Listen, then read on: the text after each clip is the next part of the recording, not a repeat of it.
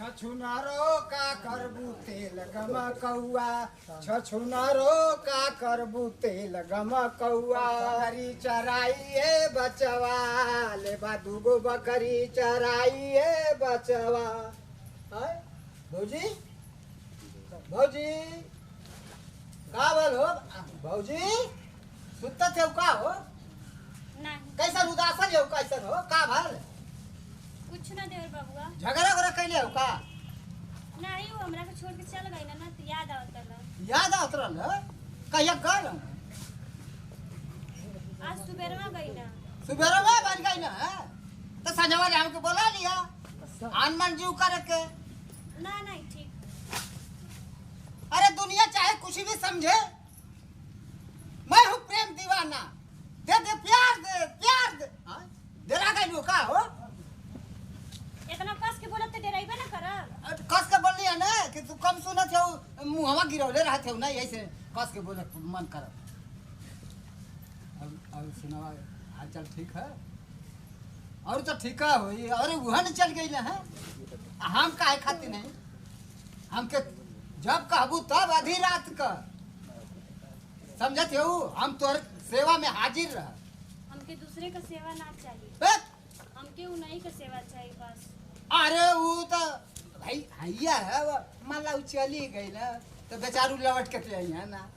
आई लेकिन बहुत याद आवत अमन जे चल जाला तो लौट के तो आवेला ना अरे चल गई ना तो दुनिया का रीत है परीत है चल गई ना हम है ना ये कौन भाषा बोलेला चल गए तो चल गए कमाए मनो कमाए गई ना तो इतना झट से थोड़ा आ जाएंगे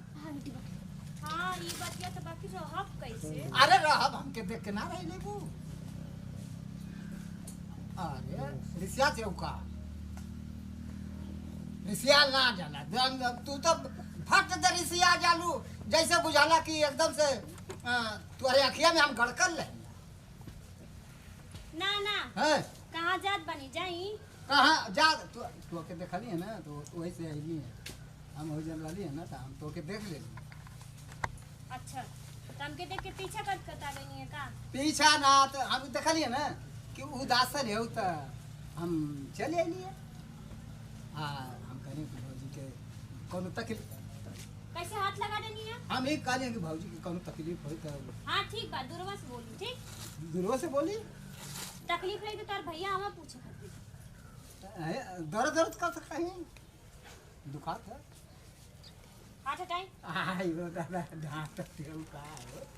हमके तो बड़ा दुख कैसा जीव हमारो तो लोग के कोनो काम ना रहला का घूम लेके अलावा घुमले का हम घूमे ले वाला लौकत है हम मेहनत करीला दिन भर हाँ तो जाओ तो चल गईला तो तू इतना काहे के नहरो में रहलू हो हैं हम हैं ने सच तब का तू का जानत हो कि हम ना हैं हम तो के देख करब भाल करब हैं तो ये हथवा कैसन पकड़ ले वाली हथवा पकड़ लिया दुखा सका अरे बाप रे बाप आयो दादा अरे बाप हो बाप अरे छोड़ दा हो आयो दादा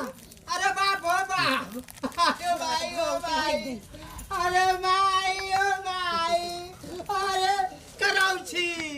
अरे तोर मुहवा जर जाओ तोर मुंह में आग लगो अरे कराउची हे भैंसिया हे मोटकी आई हो दादा